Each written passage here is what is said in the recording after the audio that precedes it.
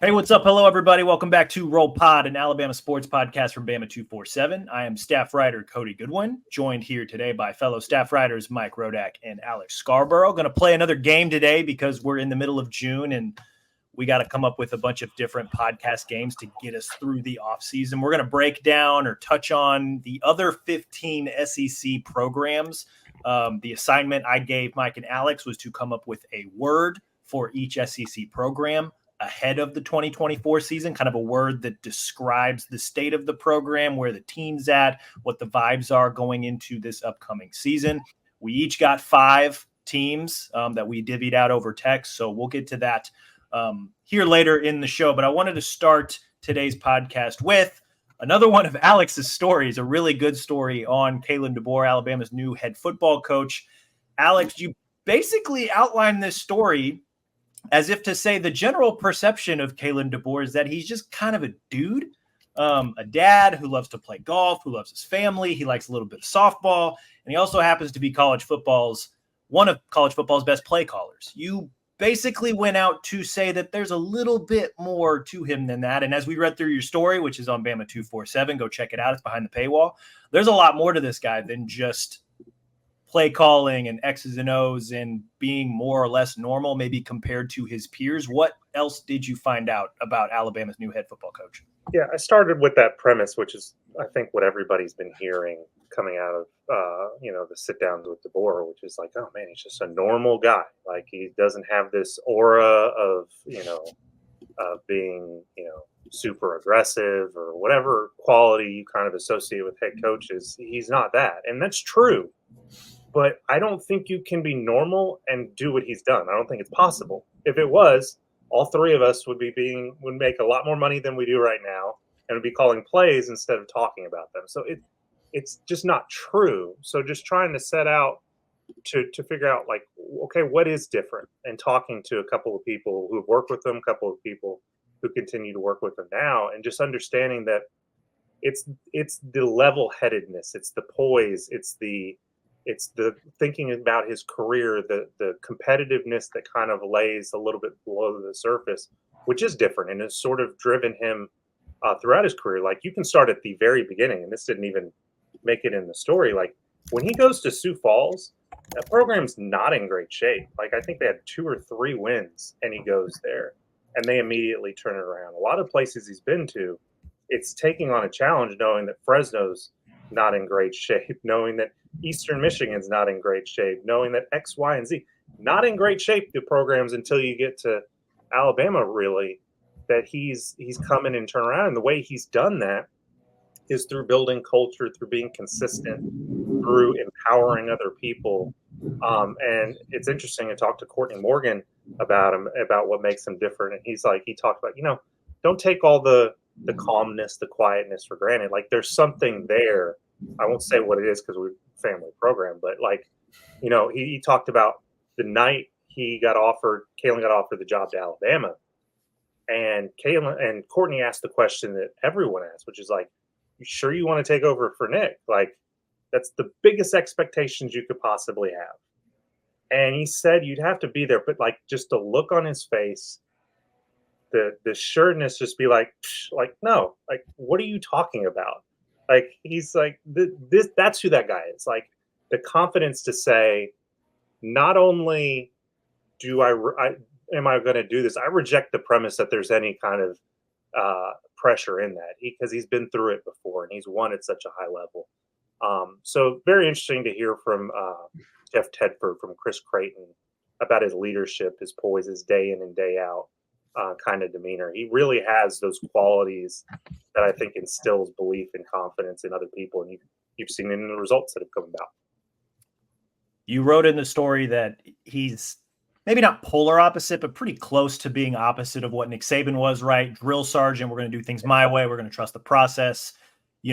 Everything about the program runs through me. DeBoer has some qualities, but more or less like a lot more laid back. He's changing up Saban's office. He's, I think even some of the players have been like, he really kind of wants to get to know us more as people. How would you best describe the way that he's been able to build each of the programs he's been to, or even help, as an offensive coordinator at some of the stops before he got the head coaching job at Fresno State? Like, what's the best way to describe how he goes about building that culture? It's very interesting because I think we've talked about in the pod before. This is not the first time he's come into a situation where he's had a head coach who was there before who's still kind of present, right? I mean, it's Sioux Falls and Bob Young, who's a legend, who was his mentor, was still around. It's going to Fresno, and Jeff Tedford had to take a medical leave of absence. It wasn't like he got fired, and he put Kalen in place, basically told his AD, you need to hire this guy. And then at Washington, Chris Peterson's still a presence there, leaning on him. So it's that lack of ego, which I'm not going to say he has no ego. Nobody at that level has no ego, but the lack of ego to say, I'm still going to be able to lean on these people. I'm not going to turn everything around and flip up the tables and say it's new here, but also having the confidence to say, I know how I run a program, and that's how, I'm not going to try to be someone I'm not. And you've heard that from Greg Byrne. And Greg told me that was an attractive quality about him, the ability to kind of toe that line of being who he is while also respecting the tradition and what was in place there before. But he is different from Nick. Nick was charming, but he was kind of have an aggressive personality, right? And you knew when you were around him that this cat is different. It's not that way with Kalen. It's not leading through fear is probably too strong a word, but maybe it's not. He's more of a guy, like Courtney told me, like he's a guy you just don't want to let down because he believes in you and empowers you. Like Courtney Morgan runs the recruiting department. Kalen DeBoer told me he is the head coach of recruiting. It doesn't mean that he's not in the details and in on conversations. It means he trusts him to run it. His fingers don't have to be on literally everything. So I think that kind of gives everybody a sense of ownership over their respective whatever it is they're in charge of. And if it works correctly, it really has that. I think it pays dividends because you do feel like you own it and you do feel like you want it to succeed. So I think there's a little bit of, maybe you can kind of think of Kalen as the point guard of the team. Like, I'm just going to put people in a position to succeed and I'm going to get out of the way. I think that might be the right way of looking at it. He's just a different sort of leadership. Same foundation, same principles, just a different way of operating. Yeah, Mike, I'll loop you in here because something that we've talked about is just, the pressure that comes with being, the guy that follows the guy, the pressure of being Alabama's head football coach. As we've learned more about Kalen DeBoer, as we've talked to him more, as we've listened to more interviews, Alex has gotten some incredible insight and access. So we've been able to read some really in-depth stories on this guy. He doesn't seem like the type that's going to let whatever outside noise maybe percolates this season impact what he's trying to do on the inside. And maybe obviously that seems like it's going to be a good thing, but how do we think, he'll handle that within this first year? Like, for example, I think a lot of us are chalking up that, Georgia matchup in week 5, end of September, potentially a loss, right? Just because of how good Georgia is. And we just haven't seen what Alabama's going to look like yet.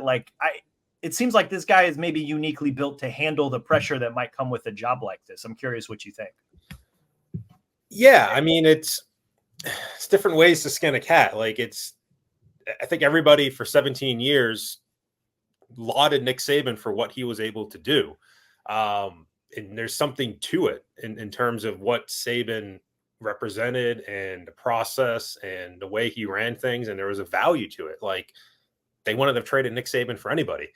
And so sometimes it's like, you don't want to be too quick to accept the other side of it and say that Kalen DeBoer's way is just going to work perfectly well either. Like, there was a value to the way Nick Saban did things. Nick Saban was Nick Saban because of the way he did it. So the short answer is, I don't know. Like, I can't sit here and say everything's going to be fine if they lose to Georgia and, let's say I don't know if they'll lose to Wisconsin. Let's say they lost to Wisconsin and Georgia. And you have Kalen DeBoer trying to right this ship by the start of October. Let's say they beat Wisconsin, but then they lost to Georgia and they lost to Missouri in October. I don't know how he's going to respond. Like, he's been so successful at the lower levels that I don't know how many he hasn't lost to Georgia at Alabama. Like, it's uncharted territory. So I don't know. I don't know if I'm going to be super quick to be like, he has everything it takes to handle that situation, just because I think it's still new to him. And I think that would discount kind of the qualities that Nick Saban had in handling that. So I don't know. I think Nick Saban did things a certain way because he felt like that's what he needed to do. And there's a lot of sacrifices that he made in terms of the hours and his family, and, just kind of the way he operated was so focused. And to have someone come in, and Kalen DeBoer does it with such a calmness, and he does it with such, I don't want to say nonchalant, but I don't know if his coaches are going to be working quite the same hours as Nick Saban made his coaches work. I don't know if Kalen DeBoer is going to be working the same hours that Nick Saban worked. I think Kalen DeBoer is a family man. I think he values his time with his daughters and his time with his wife. And does that mean it's going to work at the highest level? I don't know. Again, it takes something rare to do what Nick Saban did. I just don't know if everything's going to be perfectly fine, but I think it could go well. It's just, will it be at that level if you're not doing things the way that Nick Saban believed you need to do them to get it done? That's kind of where I'm at on that. I think that's fair. Like, it's fair to say we don't know. Like, right. I mean, what I hear from Kalen DeBoer, I like, I'm not going to lie, but until you've won at this level, you have to show it. Like, he even knows, like, he's not shying away from expectations. He's gotten the question a couple of different times about, do you think about the expanded playoff differently in terms of being able to lose a game? And he said, no, we don't want to lose a single game. Like, I think that's telling. I think that's him saying, I know what I want to do here. I know what the expectation is here. I think he goes into it eyes wide open, but until you've been in it, until you've had Paul Feinbaum calling for you to be fired, you don't know. You don't know. So there's a lot to like, but there's still that TBD thing. I don't think they're going to lose if they do, because it's a style thing. I don't think it's that. I think they're going to lose for the reasons that every program loses. It's making mistakes. It's the wrong players, the wrong decisions, the wrong fill in the blank. I think there are multiple ways to do this. Pete Carroll won at the highest level at USC and had a dynasty. And Pete Carroll was as laid back as it gets. Nick Saban was the complete opposite. And I do think the one thing, if you want to be optimistic about Kalen DeBoer and the way he sets up his programs, the way he relates to players, is maybe it doesn't result in a dynasty of X number of championships like Nick Saban did. But maybe it's better suited for today's game, where I think there is more parity, where there is more freedom of movement, where there is a need for relationships with players, and burnout is a real thing. Like, there's all these things that have changed in college football. The vibe of it has changed, and maybe he is a little bit more ideally suited for it. Right. I think it's going to be a good test, because even towards the end of Nick Saban's time, there was a lot of, sort of rumblings or just kind of discussion about, is his style still effective? Is it still getting to players? And he was changing, I think, towards the end as well. Like, everybody wanted him to yell and throw headsets and scream and be the old Nick Saban, and everybody thought he was too laid back. And he seemed like he was trying to adapt, to players. But, look, there's going to be a point this season where Alabama has 3 false start penalties in a row, or, there's an interception and bad things are happening on the field, and Kalen DeBoer is just kind of standing there on the sideline, and the ESPN cameras is showing him doing nothing. And there's going to be Alabama fans that are so used to Nick Saban blow-ups, and they love them so much because it makes their day.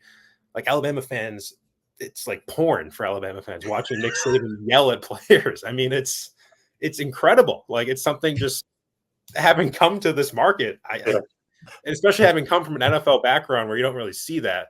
Like, Alabama fans just adore the sight of Nick Saban yelling at a player. Yeah. You are never going to see that with Kalen DeBoer.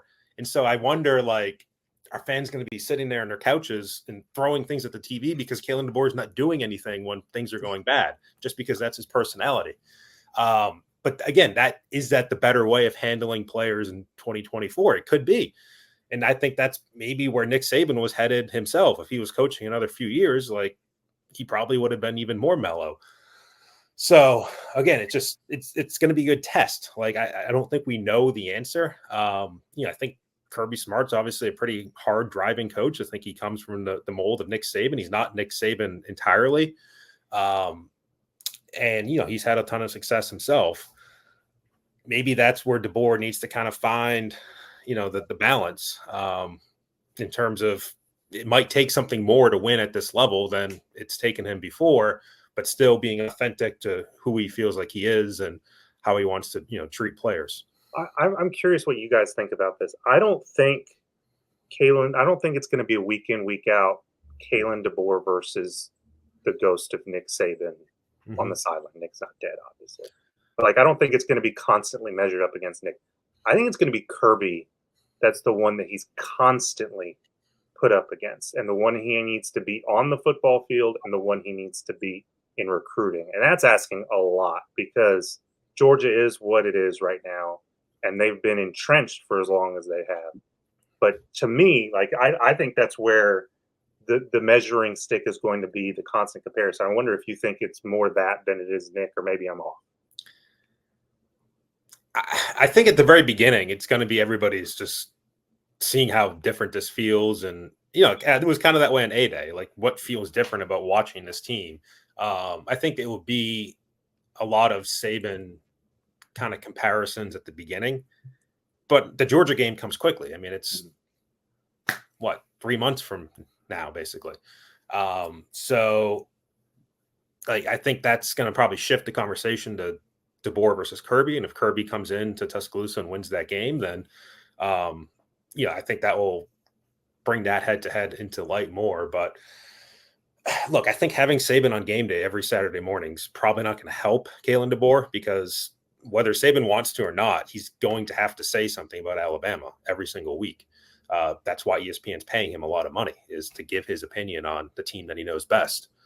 And I don't think, just judging from watching him on the draft and kind of how he's talked since he's been gone, I don't think he's going to hold back a ton. I think he's certainly going to be diplomatic, and I think he knows how to phrase things and kind of say things in a softer way. But I don't think he's going to sit there and just, if things aren't going well, just, pump sunshine the entire time. I think he's going to be honest. And I think obviously everybody's going to be watching game day every Saturday morning, whether we write about it or not, and it's going to get out there, and there's going to be clips of it, and you're going to have the Saban opinion, and you're going to have what you're watching on the field with Kalen DeBoer and what Kalen DeBoer is saying himself. And that sort of juxtaposition is going to exist for years. I mean, as long as Saban's on TV like that. So I do think that comparison is probably going to stick for a while. But obviously on the field, you're right. I think Kirby, and quite honestly, Sark, because Sark's maybe even more of a DeBoer comparison, because they're both offensive guys, and how they're developing quarterbacks and what their offenses look like in the SEC, I think is a little bit more of a,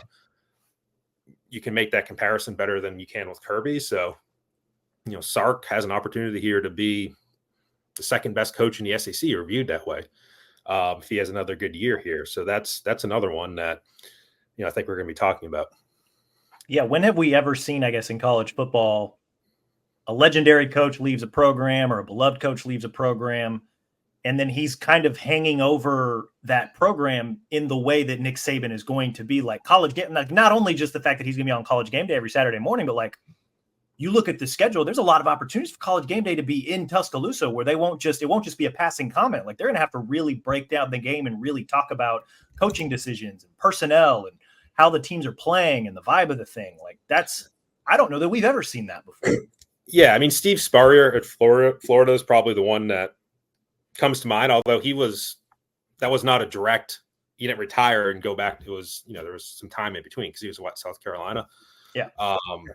But he has an office at Florida, and he talks about Florida. People get quotes, on Florida. So he picks up. That's probably the first one that comes to mind. But I'm sure it's happened a lot. I don't know if it's happened to this extent and this immediately, where you have the greatest coach of all time retires, and then months later is on the biggest college football TV show every single week. I don't think it's happened like that I can think of. There are probably examples where a coach has done a weekly radio show on a local level.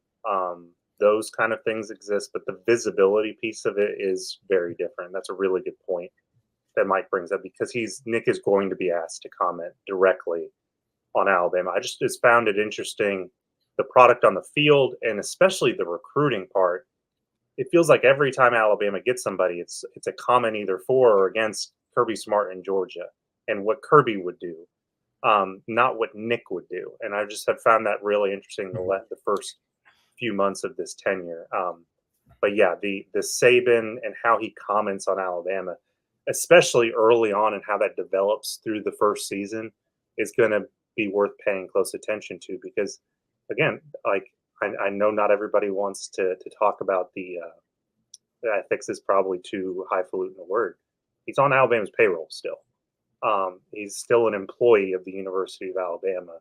So how he kind of toes that line of being critical while also understanding, not only am I an employee, but I still want Alabama to succeed.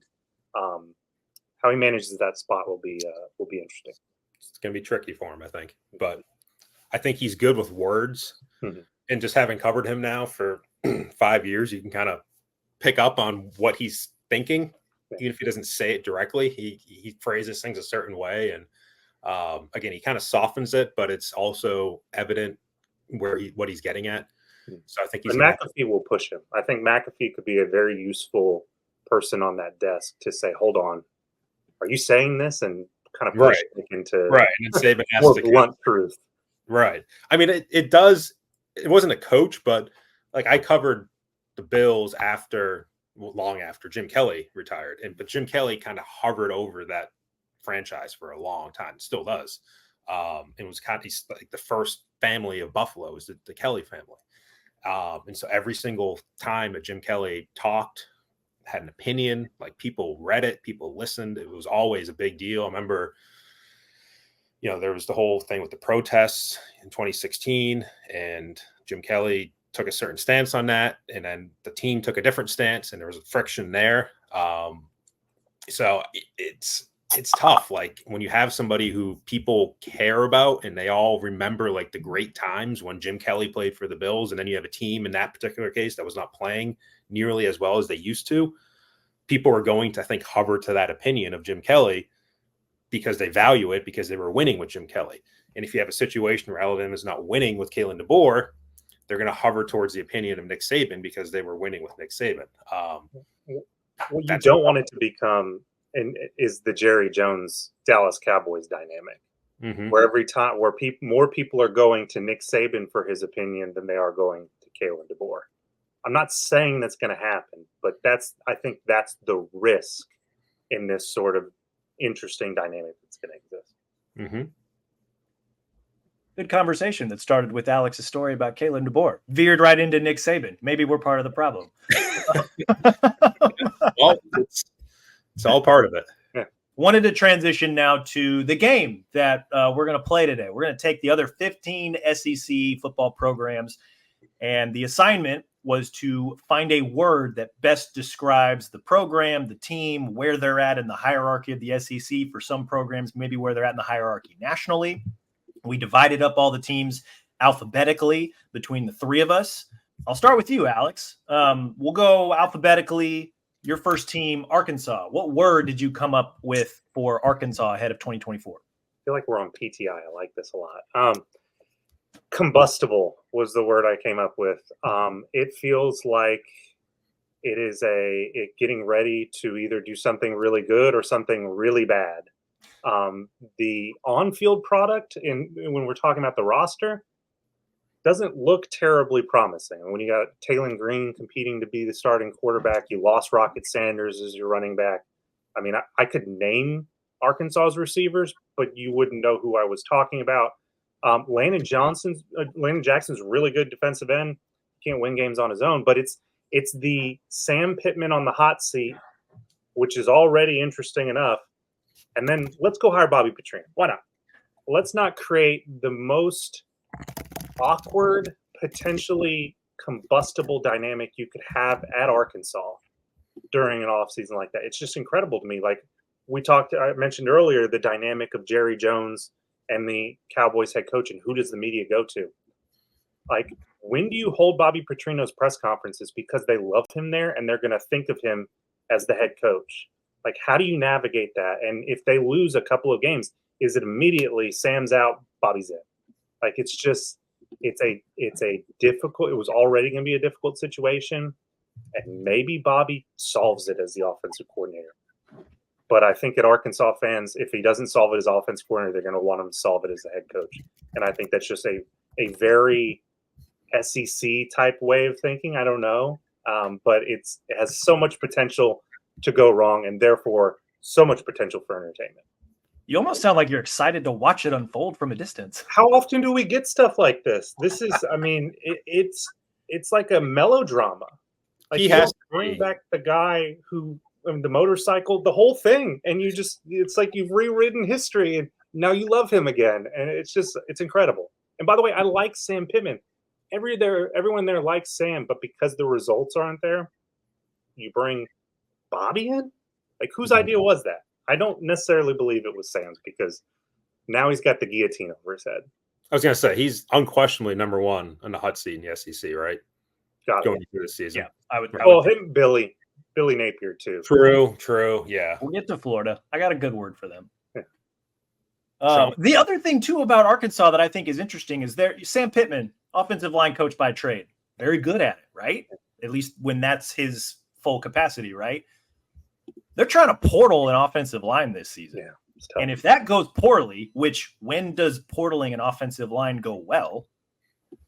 That could cause a lot of issues too, very quickly, if these guys don't get on the same page and roll right out of the gate. Like, not saying they need to blow teams out of the water, but like, you look at their schedule, who do they start with? Arkansas, Pine Bluff, words, should win that one. Then Oklahoma State, then UAB, then at Auburn. It could be 2-2 going into the rest of their SEC schedule. That's not good. Like, that's, you talk about a hot seat already. It could really crank up real quick for this. And he's not in a position to succeed, and then there's all this on top of it. Like, that's what's just, it's like throwing logs on a fire and waiting to see when it ignites. Interesting team coming up in 2024. Next up, Rodak, you got Auburn. What's your word for Auburn? Frozen. Get it? Hugh Freeze. I just think they're a team that's kind of stuck in the mud. You have to explain it. Yeah. I have a few puns. I'm not done yet. They're just a team that's just kind of stuck in the mud. I think you figure in the NIL year they should be okay. They got Jimmy Rain. Like, there's a very engaged fan base there. Sometimes too engaged. Booster wise, you feel like they should be a school that should be doing better. Recruiting wise, I think they're number 10 for this year. Like, they bring in high school recruits. They're very competitive. They just brought in Cam Coleman, who's a top 5 recruit. But they haven't had a quarterback in a while now. And they just haven't been good the last few years. It's not, it's music to Alabama fans' ears, but they should be better than what they are. And they just feel a little bit stuck in the mud. I mean, obviously the Iron Bowl, they came very close to beating Alabama. I think that was sort of it happens. It's the Iron Bowl a week earlier. They had New Mexico State game. I just don't know if they're going to be better this year. And we don't have a quarterback. Yes, you have Cam Coleman. Yes, you have Darkhorse Hunter. They feel stuck in the mud. They feel frozen. And it just doesn't feel like they're any closer to getting back to what they were, 15 years ago, in kind of the height of the Cam Newton and, Gene Chizik into Gus Malzahn era.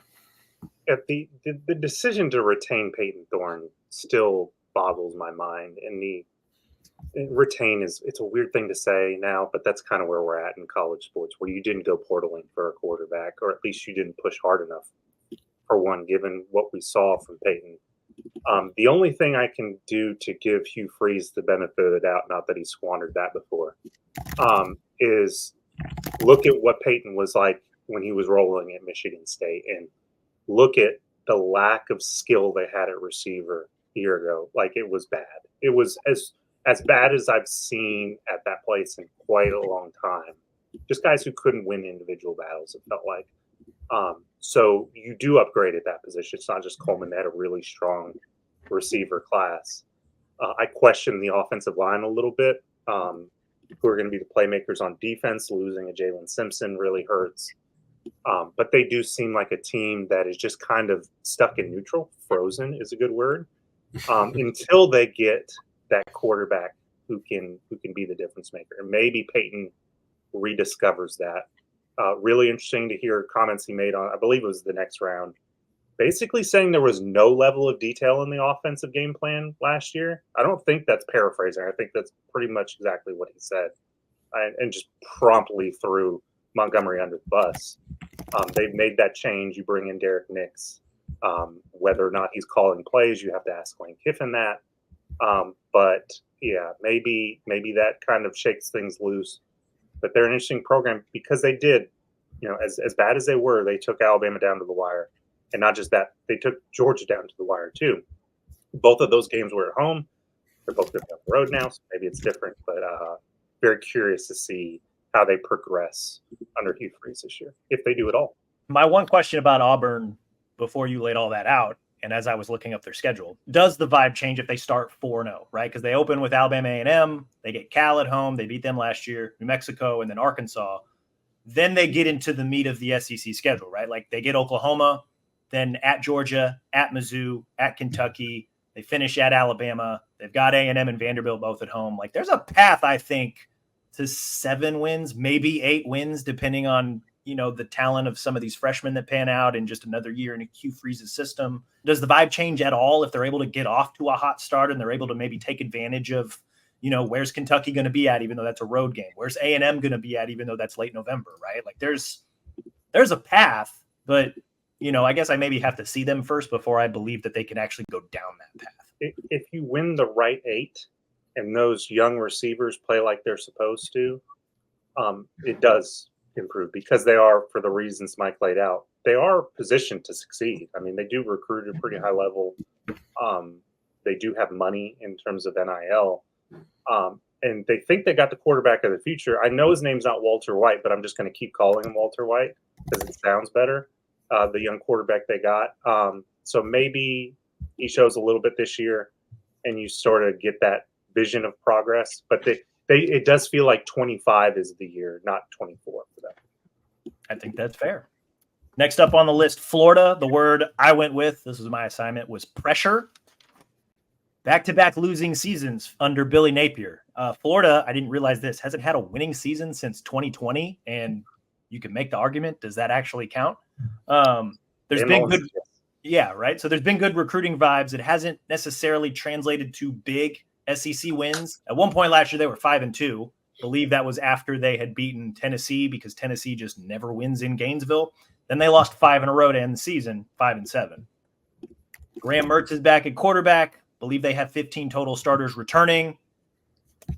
I feel like you got to get to 8 wins. Otherwise, Napier next year, if there is a next year for him, is going to be what Sam Pittman is at Arkansas this year. Like it's just going to cranked up all the way in terms of heat and hot seat. I don't think there's any question. And the schedule is such that Billy, I don't know if there's a path to success in terms of wins and losses. It's just brutal. It's not going to reach wins and losses what Florida expects. So the product on the field better get a lot better in a hurry. And it's not just the recruits they've brought in. It's not just maybe getting a glimpse of DJ Lagway and some of those really promising guys that they've signed. It's also as a coaching staff not making unforced errors because that's what happened last year. And I think Billy would own that. I think he built such a large army of support staff and layers that I think control slipped away from him a little bit. He is a guy who is very smart, is very into details, but when you've got 10 men out on special teams, falls on you as a head coach. When that happens multiple times, falls on you as a head coach. And Florida has every lever right now to get rid of him. I'm not saying it was the reason for the lawsuit that happened with the blanking on the kid's name, but he's a Georgia now, former Arizona State quarterback. Jaden Rashada? Yeah, the Rashada lawsuit was the leverage point where now if they want to get rid of him and they don't want to pay a buyout, you've got a little bit of a place to go to. The interesting kind of behind the scenes dynamic is the guy who would be responsible for firing him would also then be kind of firing himself in terms of Scott Strickland. He's also on the hot seat as much or more than Billy is. Would they allow him to make that decision and therefore make the decision on who the next coach would be? That dynamic is very compelling because the order of things has to be a certain way. And I don't know if Florida's ready to pull the trigger quite yet on Scott. I think that's fair. Alex, circling back to you, going back in order, Georgia is your next team. What word you come up with? Favorites. I don't think there's any doubt in many people's minds that that is the number one program in the SEC, probably the number one program in college football. All the pieces are there. I know you lose Ladd McConkey. I know you lose Brock Bowers. I know you lose talent on the defensive side of the ball. Doesn't worry me. I mean, you got Carson Beck back. You've got some really good receivers, I think.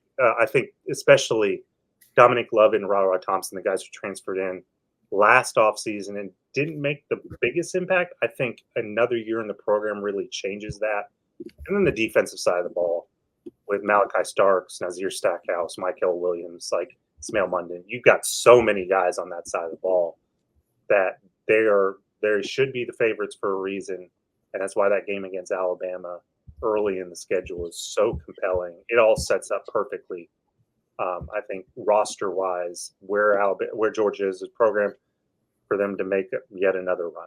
10 out of 10, no notes. Next up, Mike, Kentucky. What's your word for the Wildcats? Boring. I mean, that's what they are. It's a team that say intentionally so, but go ahead. Right. Well, it's like my memories of July having moved to Alabama now are sitting in a hotel ballroom listening to Mark Stoops like run through his roster. It's just like, I just can't do this anymore. It's terribly boring. And I don't think I'm gonna have to do it this year in Dallas. I don't think I'll be there that day, but man, like it's just every single year doing the same thing. He's the longest tenured SEC coach now. Now that Nick Saban's retired, and it's just, where are they going with it? I forget who pulled the plug on the A&M thing. Was it A&M or was it Mark Stoops? Like, it just seemed like that would have been maybe better for both sides. I don't know, just to make a change. But it's just, they don't have, the quarterback doesn't excite me, and Brock Vandegrift just kind of the scraps from Georgia, which is what Cody was talking about last year. It's like Georgia light. They have Georgia like players in some cases, but it's just they're not nearly as good. That Brock Vandegrift kind of speaks to that.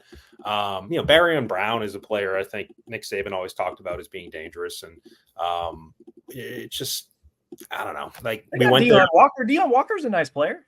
Yeah, and they have, they occasionally get guys. Josh Allen, the pass rusher, was a good player who became a good NFL player. Ray Davis at running back last year, he was good. Buffalo Bill now. But it's like we went up there in November, and the atmosphere was just terrible. Even for an Alabama game, it was a morning game. There was nobody there. Just, every single year they got to a point. It's like they play Georgia, they lose, and then it's over. Well, this year they played Georgia on September 14th. And that's after they play South Carolina. They play South Carolina early, September 7th. And so you get to a situation where you're going to have one, maybe two losses by September 14th. Like, that fan base will really check out. And that's before you play Ole Miss in Oxford. That's before you play Florida in Gainesville. That's before you play Tennessee in Knoxville. And that's before you play Texas in Austin. Like, this Kentucky team could be losing 5, 6, 7 SEC games. I don't think that's out of the question. They play Auburn as well. So, where does that leave them? I don't know, but they're boring. And it's a basketball school. I think in the NIL era, resources are being sort of funneled towards the most important programs at each school. And at Kentucky, that's basketball. So I don't think that's going to help Kentucky football at all. And obviously the expansion of the SEC and the SEC East not existing anymore kind of takes away that opportunity for Kentucky to finish second in the SEC East and have some sort of banner hung about that. I don't know. Just a team that I just don't like. I think they're boring. And okay. All right. Okay. That's enough. Like, look. Another word for boring is consistent. They're consistently bad. Here's Mark Stoops. That's not true. I agree. It's not true. They're consistently decent. Okay. While you were watching bad Buffalo Bills football, Kentucky was the worst program in the SEC Right. for decades. Yep. Here's the Stoops program. Here's the ceiling. For those not watching, there's a millimeter of space there because they've done everything they can. They have built Georgia light. And, it's a joke, but it's also a compliment. Like, they do produce NFL players. They do play sound football. They just run into a buzzsaw of programs that have better talent. And I don't know what you're supposed to do if you're Mark Stoops at this point. I don't think there's much more you can do, which is why it's been interesting to hear his name floated with not just A&M, but LSU a few years ago. Yep. Where, as somebody who's covered Kentucky before in part of covering the SEC, like, I really wanted to see that happen because him with more resources and more talent could have been very interesting. And he has shown in recent years a willingness to go outside of his comfort zone in terms of offense. He was way too conservative early in his tenure. Hires a Liam Cohen, things start changing. I think they've maxed out, and I think they're a consistently solid program. And yeah, it's a little boring, but if you're Kentucky, like, what more can you ask for? Like, honestly, what more? You could be Arkansas, and you could be in the mess that they're in right now, but you're not. You're fighting to keep your coach rather than fighting to find a new one. And that's a much more desirable place to be. But I do think this year has the potential to have them fall off from being sort of that 500 team or just above 500, where now you're losing, like I said. There's 6 SEC games. You can sit there and say, yeah, that's not going to happen for them. The breakdown of divisions really does harm them more than others. Right. 100%. And you add a Texas to their schedule on top of that. Yeah. Okay, so Mike does not like Kentucky at all. Alex does. Long drive up there, too. Maybe I'm just bitter from the 7 hours we drove to Lexington last November. That means it's my fault. I was your passenger. I wasn't bitter. I don't buy it. I don't buy it. It was a long drive. Next up on the list, LSU. The word I went with was important. I think this is a very important season for LSU. Jaden Daniels, Heisman Trophy winner, gone. Malik Neighbors, Brian Thomas, 2 first-round wide receiver picks, gone. Garrett Nussmeier stepping in at quarterback. Heard a lot of good things. Maybe not a lot of great things, but a lot of good things about him. Kyron Lacey back at receiver. They also portaled a couple of receivers. They've got some all-stars on the offensive line. Blake Baker now in at defensive coordinator. Coming in from Mizzou, that had top half of the SEC defense last season. I don't know. Important is just kind of the word that came to mind. Like, first 2 years under Brian Kelly, like, they got to the SEC championship game in the first year, had a Heisman Trophy winner the second year. I think it's an important season. I think that there's a step that they need to take this year. Otherwise, I don't know. Like, I feel like just the fans might get a little restless because then you're going 3 years without really a whole lot to show for it. There's a lot of good pieces here. There's a lot of things that I think they could do. And, I think expectations should be heightened for this LSU program this season. Yeah, it's interesting because if you had asked Brian Kelly when he took the job, he probably would have pointed to this year as being the year where developmentally the roster should be where he wants it to be. The weird thing about the transfer portal is you can get a quarterback like Jaden Daniels and he can pop. And then all of a sudden, you've got this offense and you've got these receivers where it's like, man, you should have won a national championship. I mean, Nick Saban said it. Like, how did that not happen? But then you lose Jaden. And I like Garrett Nussmeier a lot. But he's going to make you some incredible plays. But he's shown a propensity to throw the ball to the other team sometimes. And you do lose those receivers. And I like Kyron Lacey, but I'm not sure he can do it all on his own. So I think the word you used was apt, important, because they could make a lot of noise, but I don't think we have championship expectations for them. And I think much of that is the changes on offense, but also, yeah, you do improve in terms of coordinator, but your talent on the defensive side of the ball is not where it needs to be. And again, I'm going to keep beating the drum. Figure out what's going on with Harold Perkins, please. Stop putting him inside. Use his athleticism. He is a freak athlete. Let him play. But they're not going to do that. They're going to square peg round hole, and maybe it works out. I don't think it's going to. They're going to be a very important team, very interesting team, but I don't know if that means making a playoff. Alex, Mississippi State. What's your word? I'm cheating. It's not really a word, but it's kind of a word. TBD. I have no idea, honestly. Like, I don't know what the hire of Jeff Lebby was about. I know he is a guy who coaches find really interesting because with all the stuff that happened at Baylor that was terrible, everybody wants the Baylor offense. Everybody. I mean, it's why they want Jeff Lebby. But I don't know that we really know enough about Jeff Lebby to know that he's going to be great. At Baylor, UCF, Ole Miss, he was backstopped by a really strong offensive-minded head coach. He goes to Oklahoma, where he's not, where Brent Venables is. I'm not sure the results were overwhelmingly great. So you bring him to Mississippi State, which is already in flux. What is it, 4 coaches in 5 years, I think? And not just that, you're coming off a Zach Arnett experience where I think he made a major mistake in terms of just dumping the air raid. Like, forget what the roster is. Forget that it's built for one thing. Let's do the other thing. And it failed. So now you got a roster that's also in flux. And I just don't know that it's a great situation for a first-year head coach. Mississippi State is one of the few places that I think shows a little bit of patience with its coaches. But at the same time, it's just a program that I think there's a reason we're not spending a lot of time on them because we don't really know what they're going to be. That's fair. And at the same time, this is the first time Mississippi State and Alabama are not going to play in like 100 years. So weird. 76. Yeah. So, we're probably not paying as much attention to them as we've had. And even in recent years, really haven't had a ton of reason to pay attention to them. Played recently, even when they have played. But. Right. Mike, Mizzou, what's your word? Dangerous. Ooh, very dangerous. I think Texas is going to get most of the votes for number 2 when we do the preseason poll at Media Days in a month.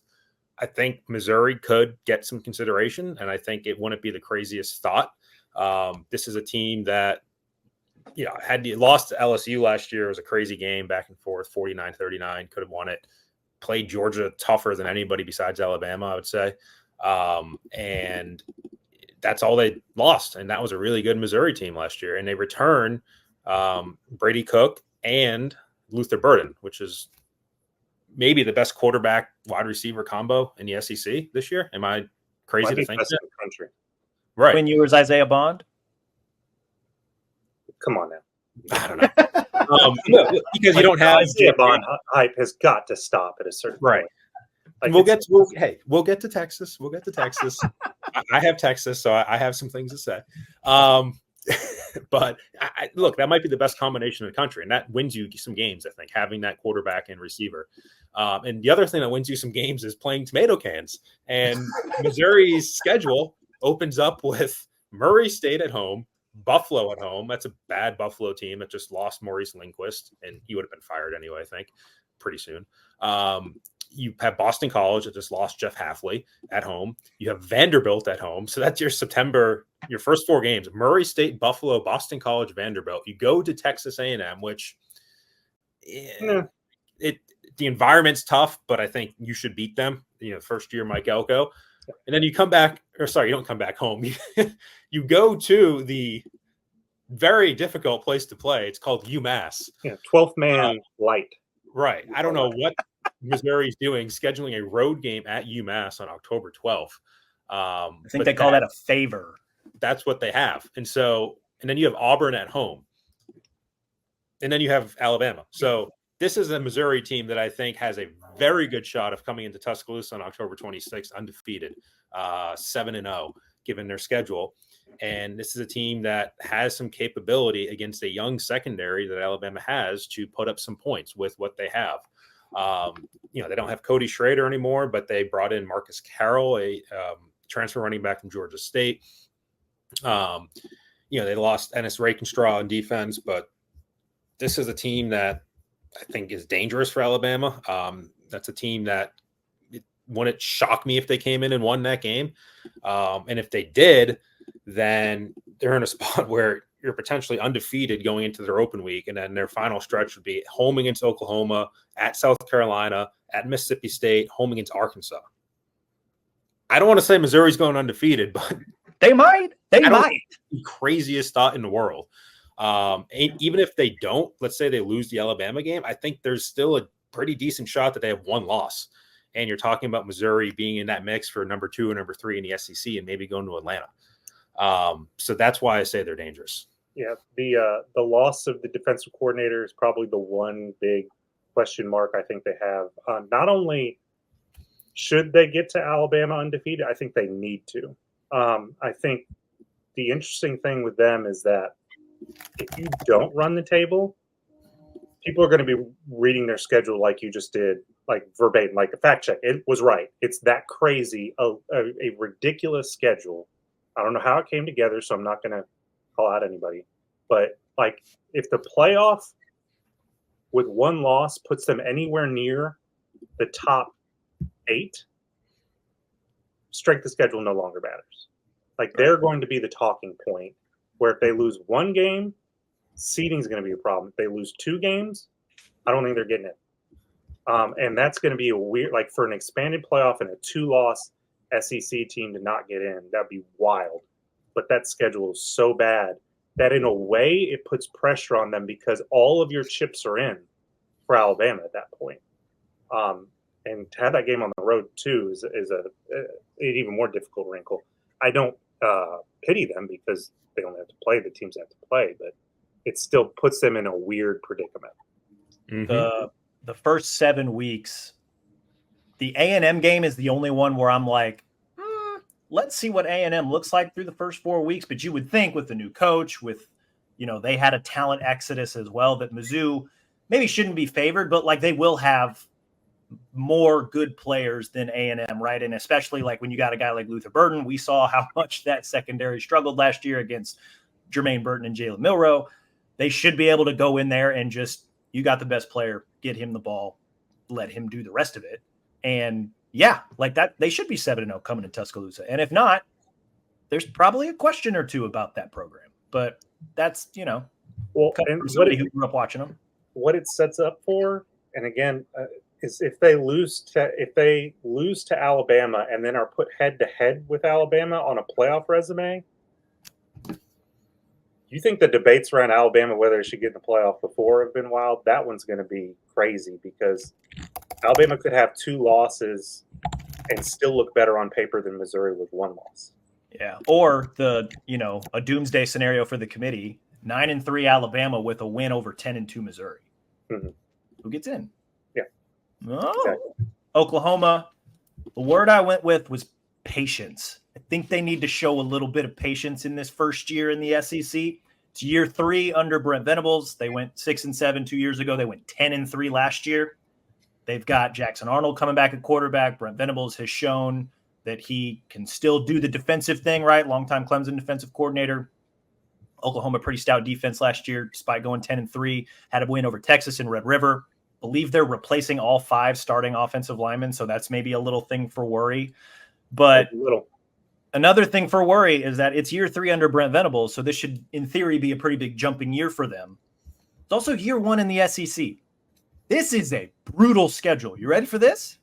Tennessee at home, at Auburn, Red River, at Ole Miss, at Mizzou, Bama at home, at LSU. Oh, by the way, they also have Houston and Tulane on their non-conference schedule. I think there's a chance Oklahoma could be hovering at or below 500, depending on how certain position groups on their team shake out, right? Like what do the trenches look like? Jackson Arnold's first full year as a starter. I know that there's a lot of people excited about him. There's a reason Dylan Gabriel probably went to Oregon, that Jackson Arnold's this guy who's going to step in and be the dude. How you going to fare against James Pierce? How you going to fare with Jordan Hare Stadium? How you going to fare against Texas, which doesn't seem like it's dropping off talent-wise at all, even though they had a bunch of draft picks in the NFL draft. Ole Miss has a squad this year. We just got done talking about Mizzou. You get Alabama later in the year. Are you healthy at that point? And then you finish at LSU? Oh no, man. Like if this Oklahoma team goes 8-4, I think I'd be pretty happy. Yeah. We've talked about this, Cody, before. I'm not a believer in Oklahoma in the SEC. At least not this year. I don't even know long term. Now that could change programs have the ability to adapt. I'm not going to say that can't happen. They did beat Texas last year. We should They give did. them their flowers there. But that's like the one game on their schedule that they've got to deal with. They've got like 6 Texas level games now every year in the SEC. And how do you deal with that and the wear and tear of that? And you bring up, an interesting point. Maybe the defense is good. We believe in Jackson Arnold, or do we? He threw 3 picks the last time we watched him play. And he's playing, as you point out, in front of an entirely new offensive line. Since when is a young and inexperienced quarterback and a totally remade offensive line, when do those two things go well together? Never. Normally. Not often. Never.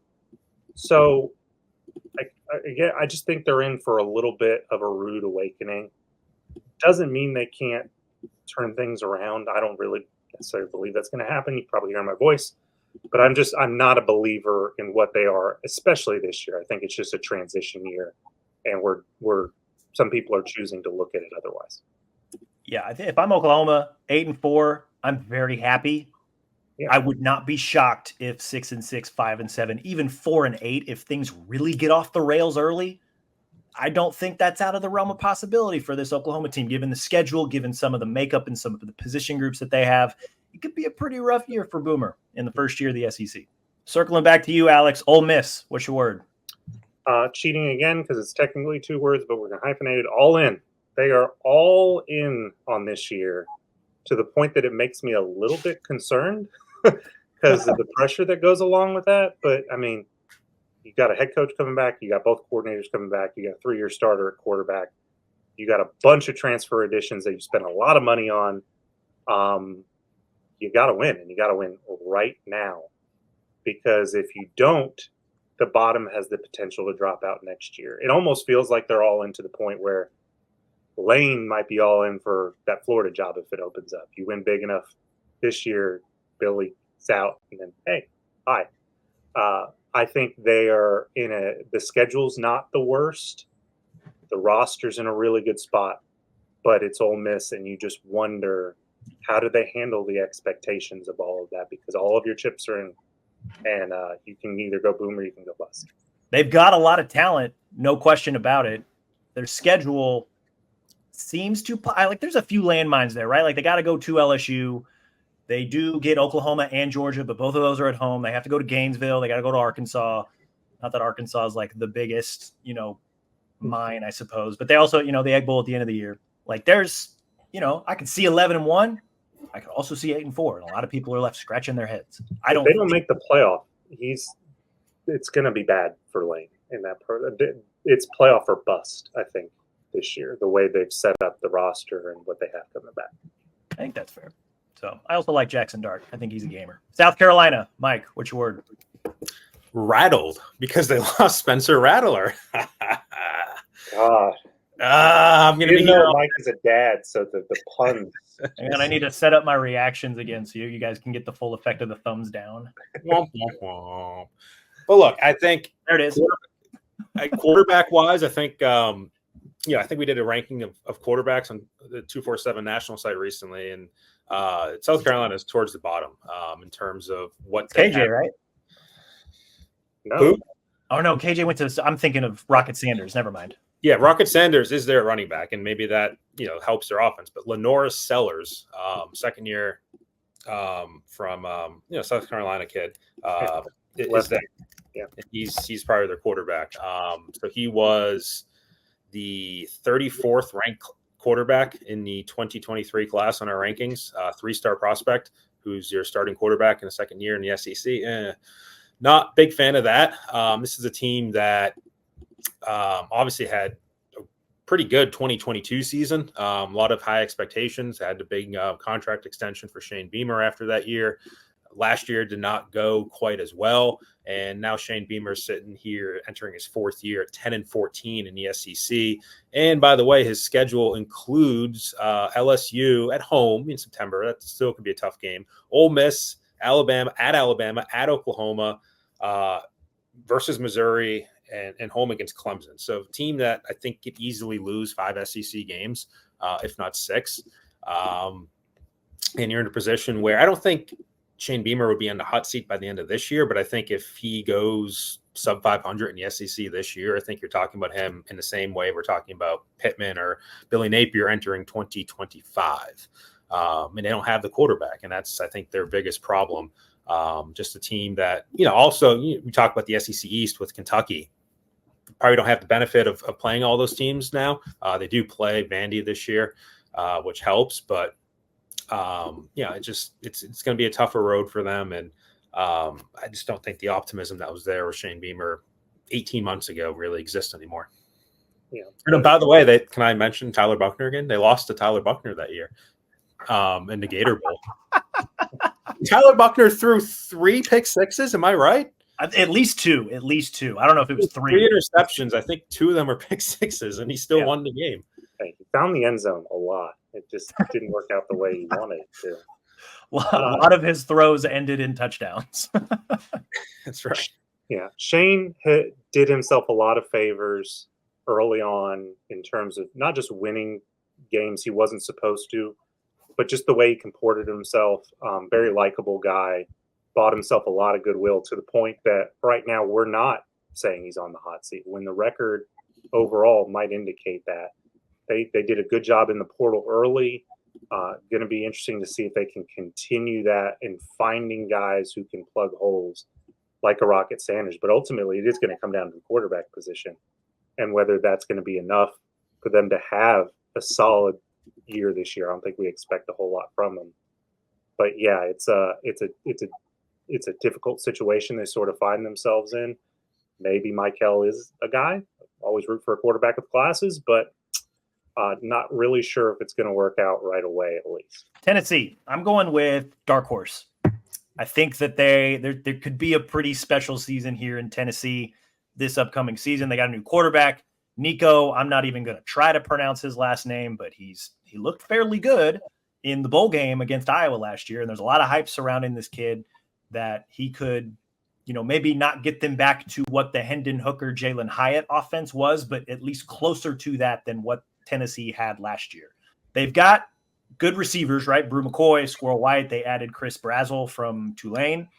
They've got a pretty good offensive line, right? 3 returning starters. James Pierce is widely considered the number 1 overall NFL prospect at edge. Pretty good defensive line is what he'll be anchoring. You look at their schedule. NC State's a tough one not out of the gate, but pretty early on is who they'll play. But then they go at Oklahoma, at Georgia, but then they get Bama, Florida, Kentucky, Mississippi State all at home.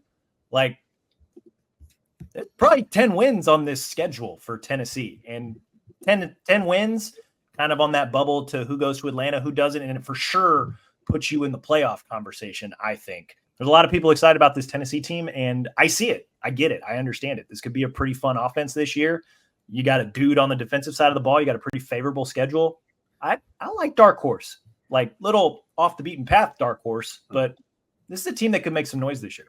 It feels like a swing year for them in terms of like what direction are they headed, right? The offense looked brilliant 2 years ago. Looked like, reminded me of Gus Malzahn when he first came into the SEC, and the way it just looked like something people weren't prepared for. Then it also reminded me of Gus Malzahn in year 2, where people were a little bit better prepared for it, right? And the quarterback wasn't what it was before with Joe Milton, and the offense kind of looked And, I go back to the Alabama game last year and just the way they kind of laid down in the second half. I don't know another way to describe it. Like, they just didn't look like they were really competing to win the game. Weren't really pushing the envelope on offense, and Alabama just walked away with it. So if you now have the guy you paid a lot of money to be the quarterback, the guy you are not bashful about saying how talented he is, and you got the guy on defense. So if you don't look more like 2 years ago, and I think that could be a problem in terms of the long-term outlook for Josh Heupel in that program, because they did look like they were trending up, and they still, I think, overall are, but I think this year could kind of determine a lot. Yeah, I agree. I'm buying Tennessee stock. Alex, you got Texas A&M. What's a word that for the Aggies? I really struggled to come up with the right word and just came up with relieved, because it felt like they needed a fresh start. Like, Just please get rid of Jimbo. Yeah, like they were clinging, like they were convincing themselves that they were in a good relationship. They were convincing themselves that this person really has my best interest and we're going to be great together long term. When everybody else on the outside was like, "No, this ain't working, man. Like you need to find somebody else," and it finally happened. I mean, I'm not ready to say Jimbo's a terrible head coach. It just wasn't working. And it just felt like not just the product on the field wasn't playing out, it was all the stuff off of it where it just, it felt like the locker room. You hear about how the locker room was in shambles. They weren't in a good place, and they needed to make a change. So you get on the other side of that with Elko, who does, I think, bring that. Even though he's got a connection to Jimbo, who's been there, feels like a different personality, a guy who's going to be a little bit more hardline in terms of discipline. So, but you don't know what to expect either. So it just feels like, I'm in, this new relationship. I don't know where it's going, but I feel better. I think that's kind of where A&M is right now, because we're not sitting here saying, nobody made a plaque that said national championships is coming year X, because I think they learned that lesson. Like, okay, let's just take it one step at a time. Mike, Texas. What's your word for the Longhorns? Overrated.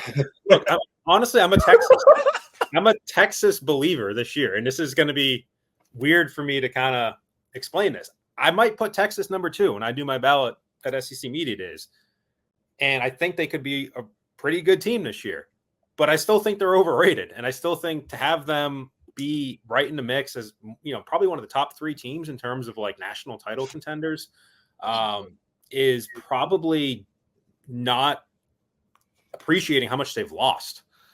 This was a team that had a lot of really good draft picks last year. I'm looking right now to see where they are in the title odds. Yeah, they're number 3. So it's Georgia, Ohio State, Texas. Like I can see Georgia, I can see Ohio State, and both of those teams lost, certainly a lot. Texas lost a lot. When you look at Byron Murphy and Montez Sweat and A.D. Mitchell and Xavier Worthy and Jatavion Sanders and Jordan Whittington and Jonathan Brooks, like this team's lost a lot. And I think the biggest thing that's keeping them, or 2 biggest things, I'm going to go 3 actually. It's Quinn Ewers. So you have the coach quarterback combination that's still there. I think that kind of helps people keep the faith. And you also have the offensive line, which is probably one of the best in the country. Kelvin Banks at left tackle, DJ Campbell, Jake Majors. Like that's a really experienced, really good offensive line. But Isaiah Bond, I think got elevated because of the Gravedigger play. Probably wasn't a number 1 receiver in the SEC last year. Like that's I don't think that was his level of play. Like, will he be elevated in Sark's offense? I don't know. Amari Niblack's going to have a big role for them. I don't say they're Alabama scraps because these are pretty good recruited players at Alabama, but it just doesn't feel like they have what they had last year in terms of the skill positions. I think one of the big pickups was Trey Moore on defense, the pass rusher from UTSA that Alabama wanted. But it just, you look at the roster and you're just there's a little bit more questions outside of quarterback in offensive line than there was last year. And you also have the SEC schedule, which I think is going to be tougher for them than, what they were doing in the Big 12 last year. I think you're right. I think they're getting a lot of benefit of the doubt when it comes to especially the receiver part and the defense. I think that's a really good point, what they've lost, especially on the interior of that defensive line. But yeah, I just cringe when I say you're counting on Amari Niblack and Isaiah Bond. Not that they're not talented, not that they can't pan out. They're just seem very inconsistent, I think is the word I would use, on and off the field.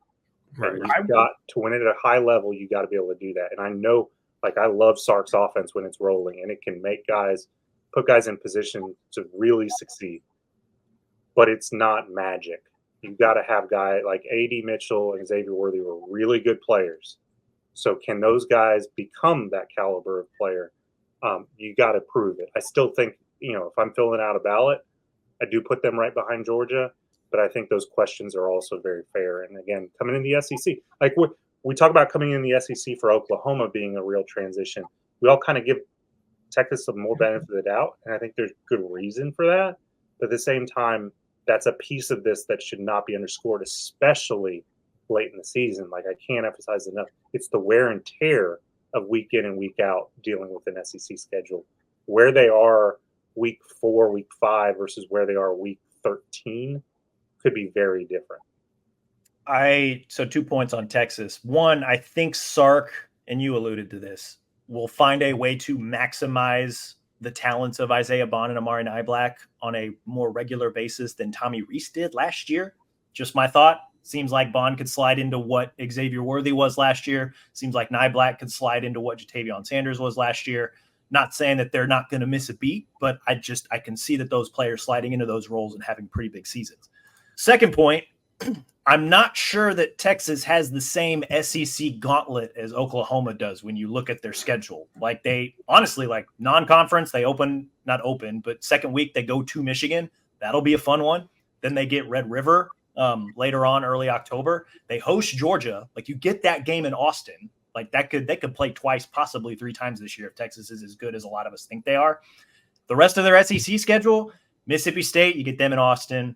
Vanderbilt, you got to go to Nashville. Florida at home, at Arkansas, Kentucky at home, at A&M. That's going to be a juiced-up season finale.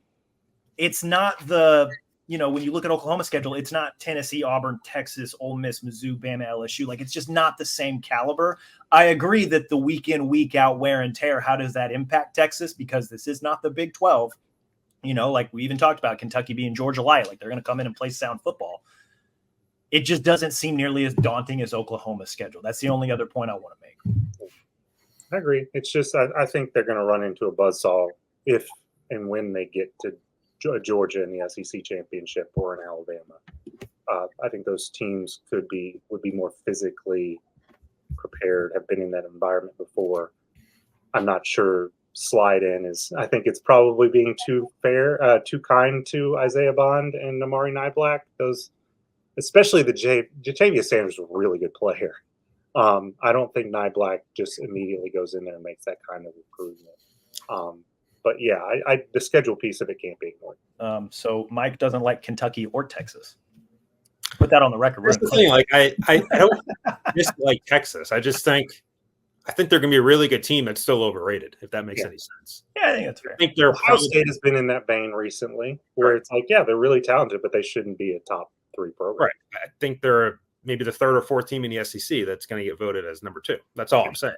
Last school, Vanderbilt. Not going to spend too much time on this because it's Vanderbilt, but the word I came up with was curious, solely because of Diego Pavia now at Vanderbilt at quarterback. Threw for almost 3,000 yards last year, ran for almost 1,000 yards last year, scored 33 total touchdowns. He was integral in New Mexico State beating Auburn, right? Like, he's just an exciting player from Conference USA. We talk about schools we feel confidence in because of quarterbacks. There's zero reason to be confident in Vanderbilt, but they got a fun dude at quarterback. And I think that maybe he could wreak a little bit of havoc for a quarter against some of the conference's better teams. I don't know. Like, they're just kind of, that's kind of cool what they're doing over there. Yeah. I still remember being in Atlanta, and I think it was Atlanta for SEC Media Days, and Clark Lee saying that they will be the best program in the country. Still waiting. I read about that. If you missed any of the words, I have them written out. They're in the show notes. I have them written out in the story file for this pod that gets posted. This was a long show, but it was a fun show. That's all we've got today, guys. Appreciate you guys slogging through that with us. There's a lot to discuss, obviously, when it comes to Alabama as well as the SEC, even though it's only early June. We'll be back sometime next week. Probably we're going to stick to 1 show a week for the foreseeable future, unless things pop up and we need to jump on the pod and discuss it, in which case we'll do that and alert you guys. In the meantime, though, be sure to rate and review the show wherever you listen to your podcast, Apple, Stitcher, Spotify, even our Bama 247 YouTube page. Subscribe to Bama 247 and 247 Sports. We just ran a special. Believe the special is still ongoing for the time being, but it'll wrap up soon. 60% off an annual VIP membership. You guys should absolutely take advantage of that, especially if you're an Alabama fan. As always, we appreciate you guys for listening, and we will talk to you all again soon.